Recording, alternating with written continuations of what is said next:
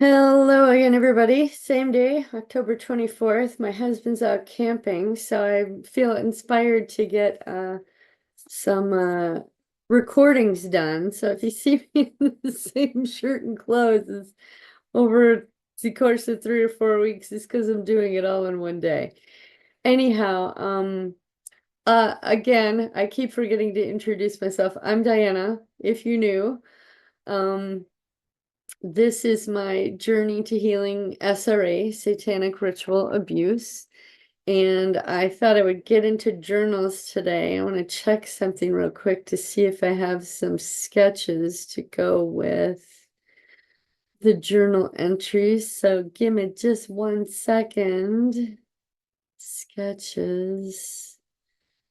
So that would be, oh my goodness, I do. Oh no, I do not. Trish in the show. Okay, so no sketches. I don't have tons of sketches, but every once in a while, I'll get a part will inspire me and they'll kick out 5 or 8 or 10 sketches at once, but not too much. So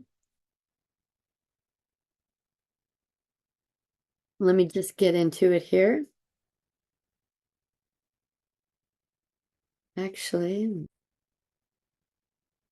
alrighty. So again, sorry, I had to pause for a moment. Let's get some journals going. Let's see. Start with May 1st. And I'm kind of jazzed because oh shoot, I guess I should share. Kind of jazzed because this is the beginning of this is the last of my handwritten journals.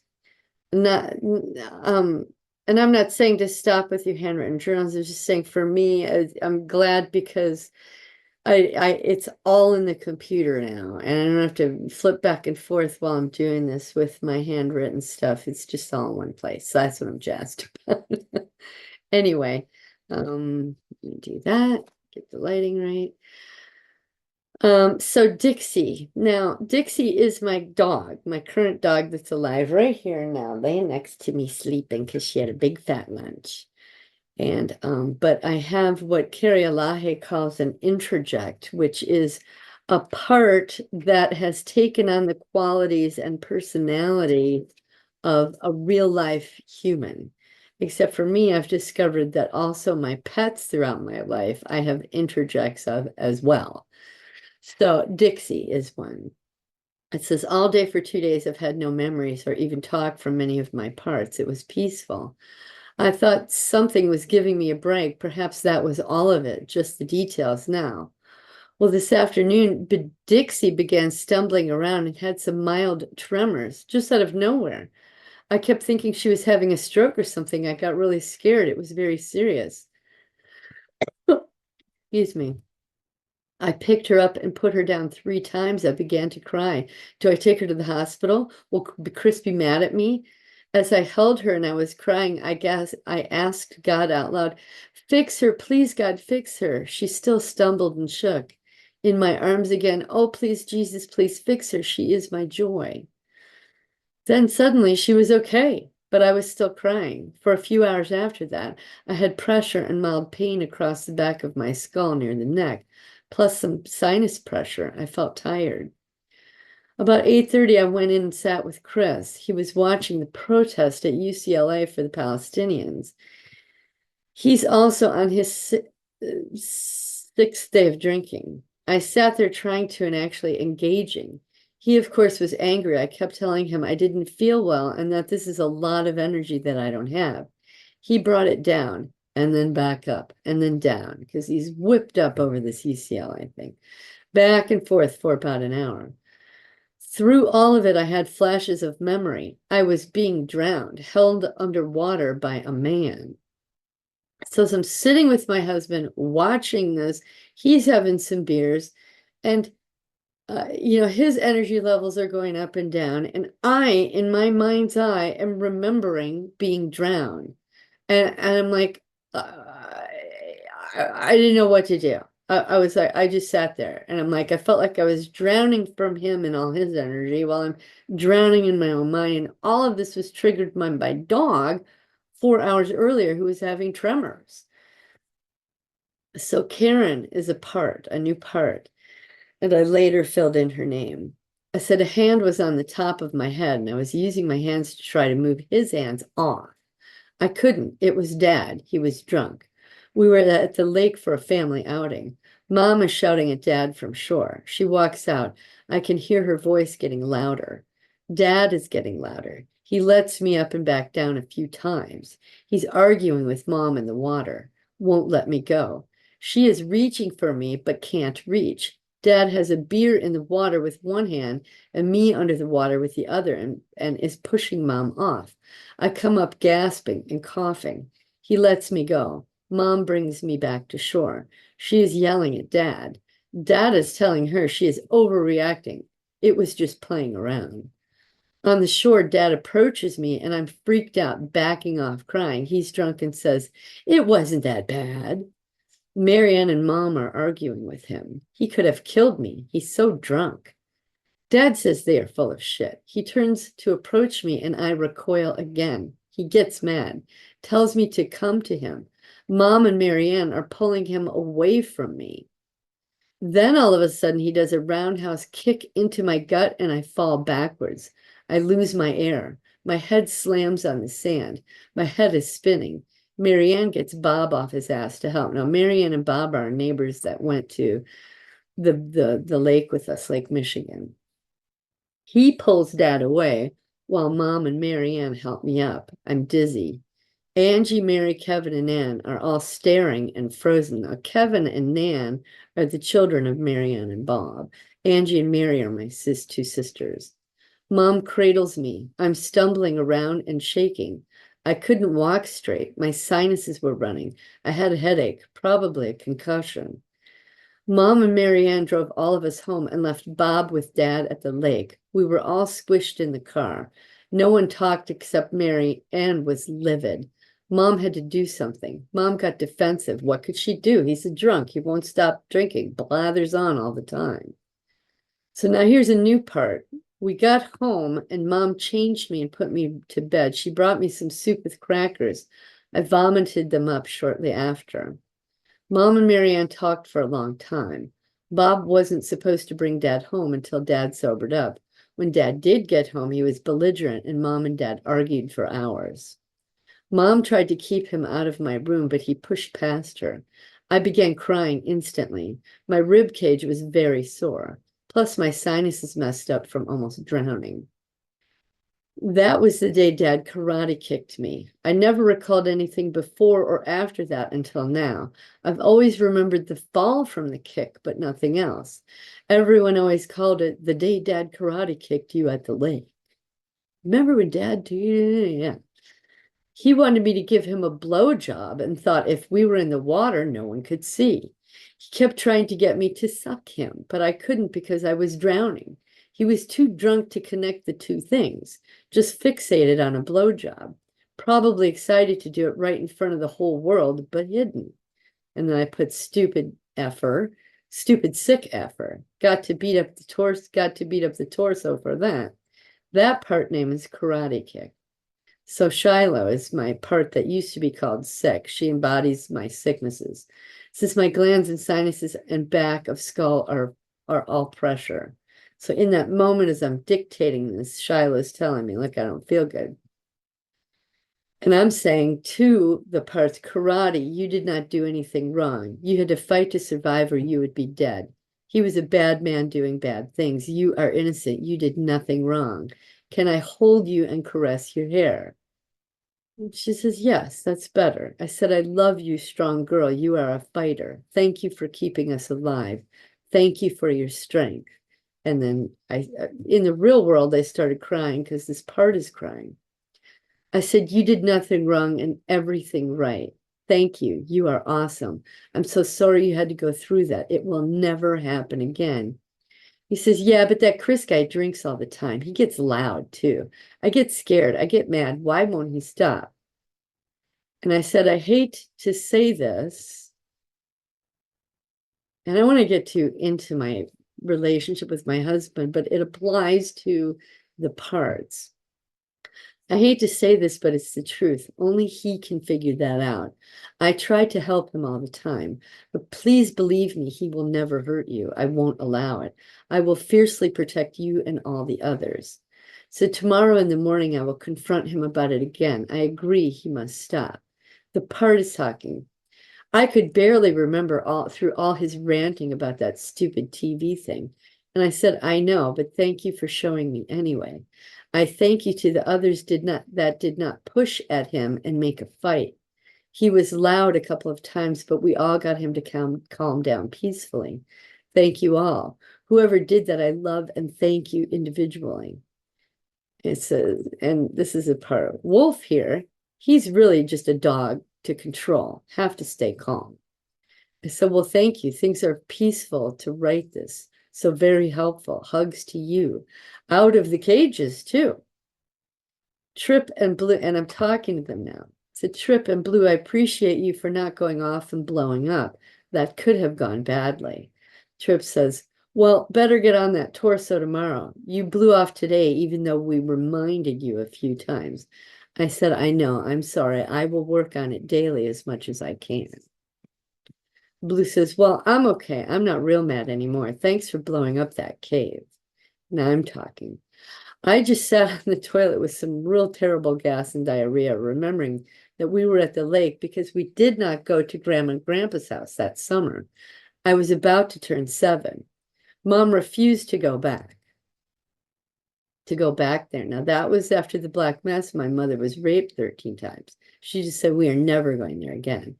And I don't think she had amnesia, but she just knew we were never going back there again. Dad has not worked out the Three Lakes deal yet. Now, Three Lakes is the name of a town in northern Wisconsin.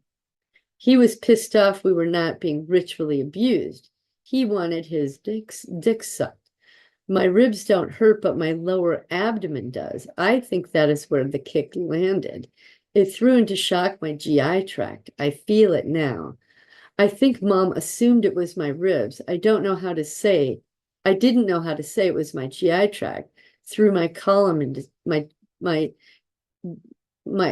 colon into spasms for days.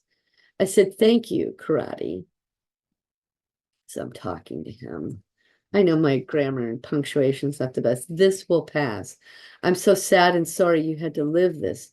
It will never happen again. Come to my house and live with me here. Look through my eyes. We are here now. Let's go to bed now. I can cuddle if you like. And he said, I do. So I fell asleep cuddling him. And any other part that wants to sneak through. Sometimes I can have 5 or 6 or 10 different little dudes there. Okay. So this is the next day, May 2nd. Next morning, waking up. It was Kitty Cat, with a part called Kitten, that went into the water. It was Kitty Cat Kathy that came out. And, sorry, this is the dictation. And I didn't correct, at the time I didn't correct it while I was reading it to my counselor. And karate kick that followed on shore. So these are the names of the parts. They're telling me the next day. Shadow part of one's mom told me forget about. Shadow part of the one's mom told me to forget about. So these are some shadow parts now revealing themselves, I think, or some of them. I realized that the phrase, she is my joy, you have to fix her, when Dixie was having seizures the day before, was not just referring to Dixie. It was also about Kathy. She was overjoyed not to go to Indiana. She was free in her mind to enjoy the day. It was no anxiety. We were all going to the lake to play. I did recall Dad looking at me in an upset way because I was so joyful. At home before we went, and also more and more annoyed the more he drank. I kept ignoring him and not looking at him. I wanted to play and feel the joy. We are safe, no Indiana, no basement, no abuse. I could just be a happy child and play with Angie and Mary, Kevin and Nan. We were splashing around and laughing and squealing with delight. Then Dad walked into the middle of us and spoiled it. Everyone went on guard. Then he took my arm and pulled me out into the deep water. That's when he told Kitty Cat to suck his dick. He pushed me under. Now, what happens a lot of the times is I'll get an initial memory, and then as I record that and put it on it the next day or later that night, the beginning of that memory. And so the memory reveals itself backwards in time. So it's very interesting. So time, this is just an indication of time going by as I'm laying down. So Finn is a part that was trained with knives. I also had the briefest flashes of me standing over Chris in the middle of the night, knowing he was so drunk there was no way he would wake up. I was having a back and forth conversation with parts about hurting him or not hurting him and how. Now, this is years and years and years and years and years ago, probably 15 years ago. And how and why not to do it? I believe I was sleepwalking, or I suppose in a blackout state. I believe I spoke to him in his passed out state and told him to watch out or he would get it. This was way, way back about 15 years ago. Now, Willow is my Mrs. part, the married person. I have also had this debate consciously while in my room and angry, because Chris will go into PTSD and then he'll have beers and it'll calm him down until he's about on beer number 4. And then he starts getting whipped up and angry, and I have to deal with that. So time passes. Oh, shoot. Thank you to my parts for showing me this. Frick and Frack want to slice him up. Pumpkin just wants to beat him to death. He was not a nice guy back then. Just a jackass now, really. I suppose it was really those perps that we wanted to kill. Joker really held back too. And I said, I'm glad you all did not hurt Chris. I should indicate this is me. He makes our life possible. He makes all of this possible. Give him some more time. He needs work too.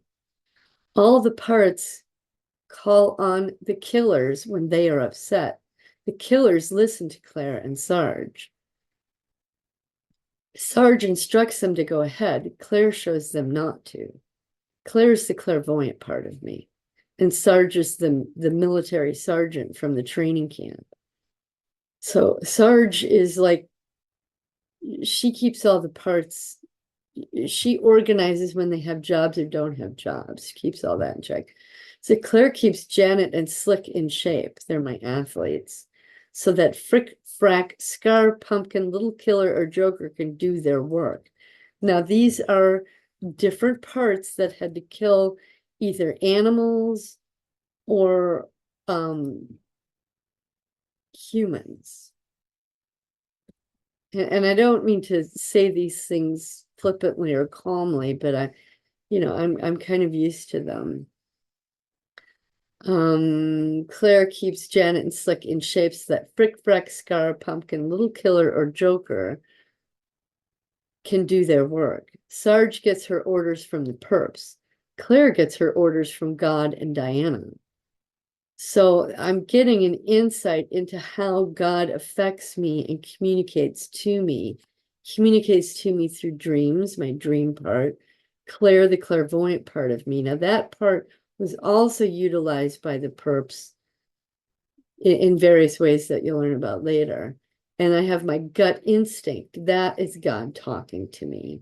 And then there's also the Jesus part of me that talks to me, which I feel are all conduits of the Holy Spirit. So they're telling me how the different parts, perps created parts that talk to them, and also Jesus and God have created parts in me that talk to me. And that's what this is a reflection of. So I'll save that. And that's May 2. And May 4. So Paul is a part that was called Purdy. I worked at Blockbuster Video as the manager of a store in a town in Milwaukee and it was on Capitol Drive, and it's pretty much the hood of Milwaukee. A lot of crime there, and I was very nervous about working there, but For some reason, my bosses thought I could handle it, and I did handle it, and I never understood how or why, but now I do because I had hearts in me. But Paul, his name was Ken Purdy. He was my security guard. And one night, I think it was a Friday or Saturday night, I remember Yolanta and Anthony were running the registers, and I was on a third register, and things had slowed down a little bit. And so I took my drawer to the office and counted it and locked up the money. And as I'm in the and as I'm up there, I kept thinking, well, I kept having this need, my instinct, my gut was saying, get out of here, just get out of here, go to the back and calm down. I was having anxiety build up and I didn't understand why. And so I waited for things to calm down. And finally, I just took the drawer back and counted it. Now, as I was in the office, I heard gunshots. I didn't know they were gunshots. My front personality didn't recognize that, but they were gunshots. And I stood up and I opened the door. Now, the back room, you had a door to get into the main back room where there was storage and stuff. And then there was another office door. You know, here's the door, another office door to go into my office where the safe was. So it was, two doors. As I opened this door to go into the back room, customers were flying through the back room to the emergency exit that took them to a hallway and then out the building. It was a strip mall. And as I came out, I said, oh my God, what's going on? And the customers were, there's somebody just got shot up there. And I went, what? And they're like, get the hell out of the building. So they're all filing out. And so I opened the door to go out into the main Blockbuster Video space. And I'm seeing customers ducked behind the shelves. And I waved, I said, come on, come through here, come on through the door, get out, get out. And so I waved them out and I'm kind of ducked down looking around and I'm approaching the situation and I'm going, well, I don't hear any more commotion. And so I just kind of stood up and I approached the front of the store to find my security guard was shot to death. And now he was there every weekend, every Friday and Saturday and Sunday night, and I knew him well. He would stand right by where the video drop-off was, and my register was right there. And so we got to know each other pretty well. He was a black man, about, I think in his 30s, almost the same age. I think we were in our 30s, and um he was dead on the ground. And Yolanta is at the register just screaming and hysterical. And Anthony was and Yolanta was a black girl, probably 16 or 17. And Anthony was a little Asian boy, about 17 or 18. And Anthony was down next to Ken. And he had his hands on Ken's chest where Ken was shot. And Anthony was pale and shaking, and there was a customer with Anthony trying to help Ken. And I took Anthony by the shoulders and the arms and I pulled him back. And I said, Anthony, come on, let's go to the back room. I was looking at Ken and I saw that he had bubbles of blood coming through his mouth. And I knew that was bad. I don't know how I knew it, but I knew it. And so I took Anthony and walked him to the back room, and he was staring at the blood on his hands and shaking. And I said, let's wash your hands. So I had a sink back there, a big sink, and we washed his hands. And I said, I'm gonna sit you down. Here's a glass of water. You just stay right here. And I went back up. And this all happened in a matter of 2 or 3 minutes, maybe less. And I went back up. And I had also, I said, Yolanta, stop screaming. Coming back with me and Anthony. I took them both back there. I sat them down and we washed Anthony's hands and I gave them both a glass of water. I said, you two just sit here.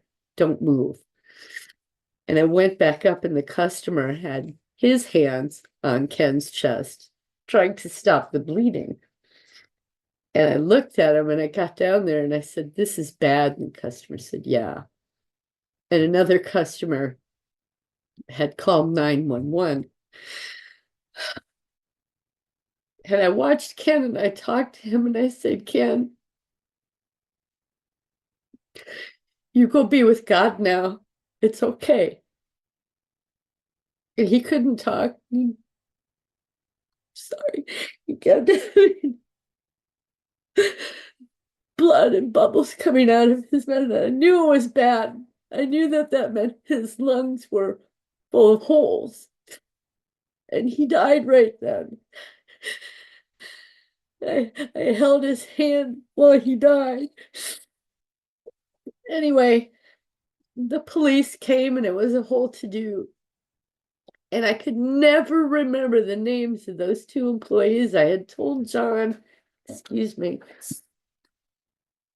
I had told Jon about the incident and I cried with Jon as well.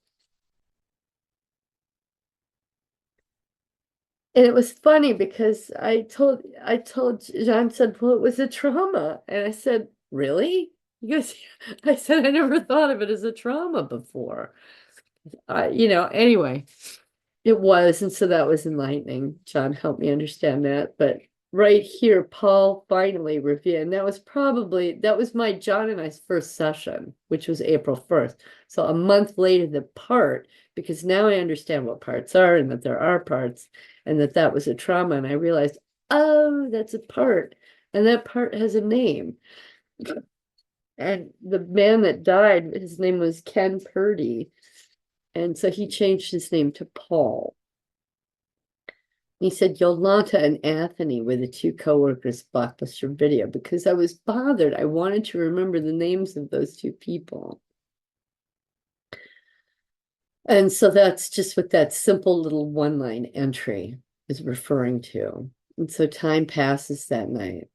There are 3 scars, meaning 3 parts. Oh, I should write this down too, because I've been wondering about this. So this is 5, 4. So there's scar, and I know that there's little killer. That's the one that did the cat. Scar did the baby. So there's a 3rd part here I need to discover. All right. One little killer. Oh my God. This is back when I felt like I should keep track of the people and animals that I killed because I wanted to have a full accounting with God. So there was 1 for little killer, 32 for Frick. There were 6 adults, 16 children, 26 for Frick, beheading all children. Pumpkinhead, 17. There were 6 children.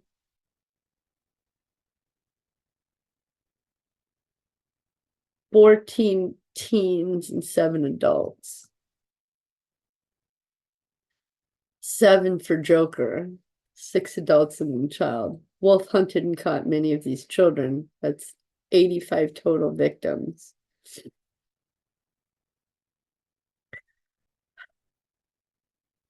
Rocky Slick Karate Kick. These are parts. Rocky Slick Karate Kick all know how to evade and hide. Rocky Frick Frack Pumpkin wanted to kill that boy who pushed him. Sarge would not allow it. I don't even know what this is referring to. Kick that boy who, oh my goodness. See, so my parts are writing stuff and I didn't even get it then.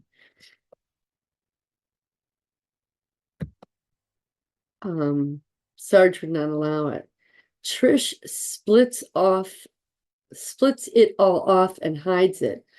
File clerk keeps track of it all. So that this was file clerk talking here. Her name is Lily now, or Lila. She's gone through 4 name changes. She was file clerk, and then she was Fiona, and then she was Lily because I discovered the mind files, and then Lily went to Lila.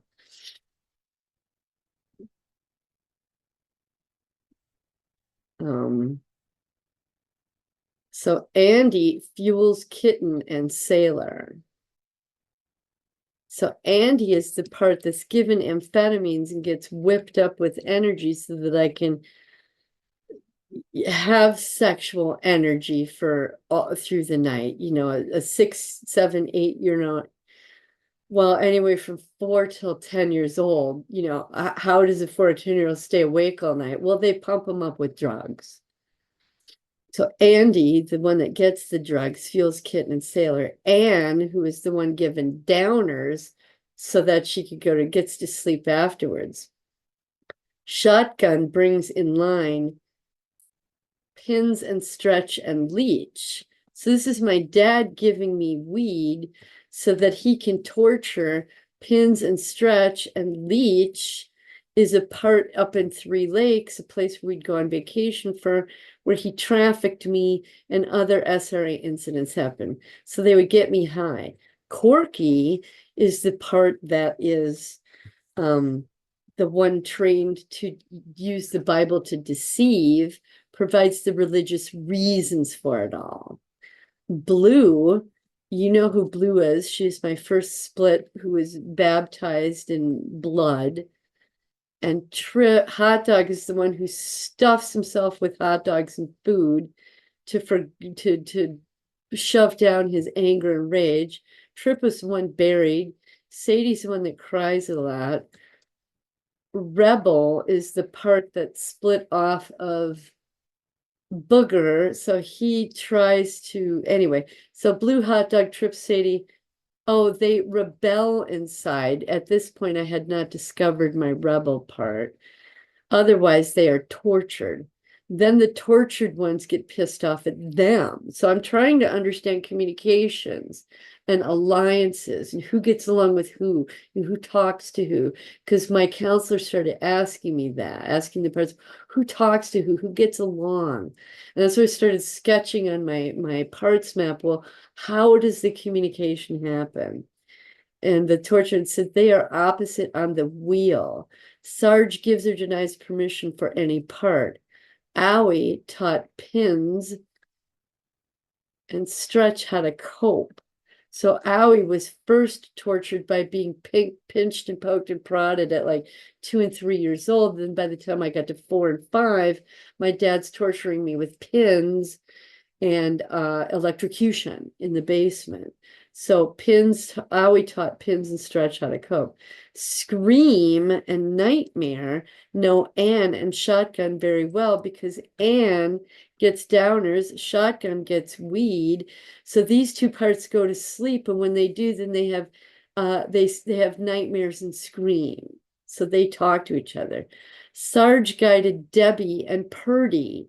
Now, these are two parts. This was a part where I worked in a restaurant and my coworker was cleaning the floor and a vat of French fry, hot boiling, you know, deep fat fryer grease fell on her back and burned her.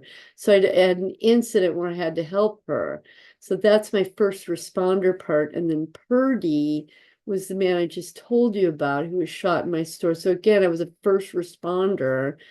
So Sarge guided Deb and Purdy, these two first responders. Sarge told them what to do and how to do it. Janet and Slick helped Avers, Box, and Blue. Now, Avers was my military name part. Box was my part that worked at Blockbuster Video. Blue, you all know Blue, the first split. So Slick and Janet, the athletes, helped my military part, the part where I worked at Blockbuster Video where I had to unload trucks, so very physically demanding, and Blue, because Blue was the first, well, I don't know how they could help the first split, so that could be an error. Wizzy evolved into not crystalline, it's crystalline was the part name. Corky created Leah. Now, Corky, again, is the part that is against the Bible and Jesus and God and all that. Leah was the part of me that was a Scientologist. So he led me into the New Age, Scientology, all of these, Buddhism, Corky's kept me away from Jesus and Christianity and the Bible and led me to every other thing. First it was crystals and minerals, then it was the New Age, then it was Reiki, then it was Buddhism and chanting, and gonna go live in an ashram. Well, I backed away from all of that, and then I met a guy who was a Scientologist, and then I wound up getting sucked into Scientology. So Corky leads me away from God. He puts me into religion, just not Christianity, because all of those other things lead you down a demonic path. Says Miss Piggy is a part, and Trish want to die. Miss Piggy is the part of me that eats all sorts of cakes and cookies and candies and all sorts of sugar and potato chips and just all the things that I should not eat that are unhealthy. And Trish, the part that has the wall, keeps the parts behind. They just want to die. They to punish the self for killing. So these two parts feel like, well, since we did all that killing, we're just going to punish ourselves and kill ourselves because God certainly couldn't love us. So let's just kill ourselves. And we'll do it with food and by keeping everybody behind a wall. Kitten and Sailor, who are the sex slave, defer to moneymaker. That's a part that my dad used. My sexual parts traffic me to make money. And then I put so far 75 plus parts. That's when I had 75. Now I have over 300.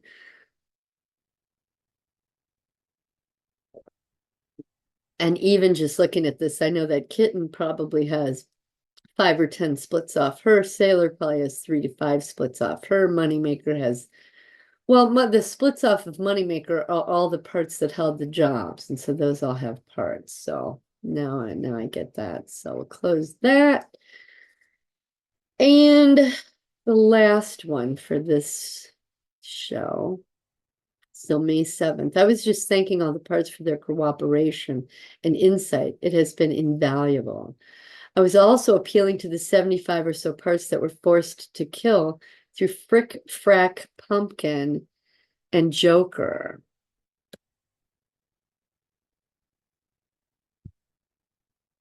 What would it take for them to trust me and open up to me? So I was asking them.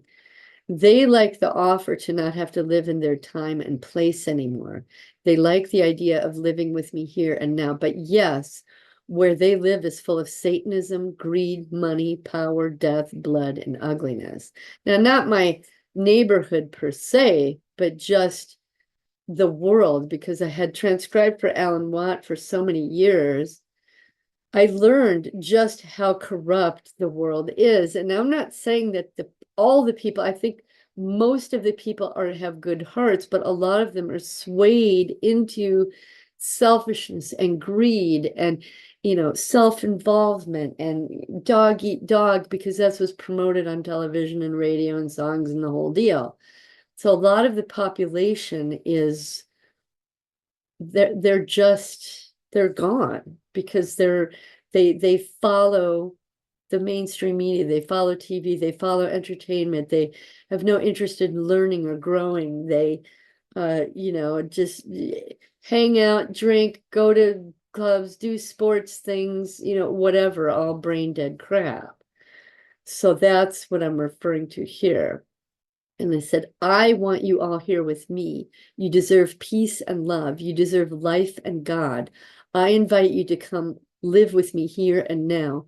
Allow yourselves to live, continue on, and not be stuck there forever. You can live and be peaceful and with love. Sounds good to us. We'll try not to bombard you. We also try to keep our stories organized and simple. I said, thank you for that. I would like to complete the maps I have now so as not to be overwhelmed. We'll see how that goes.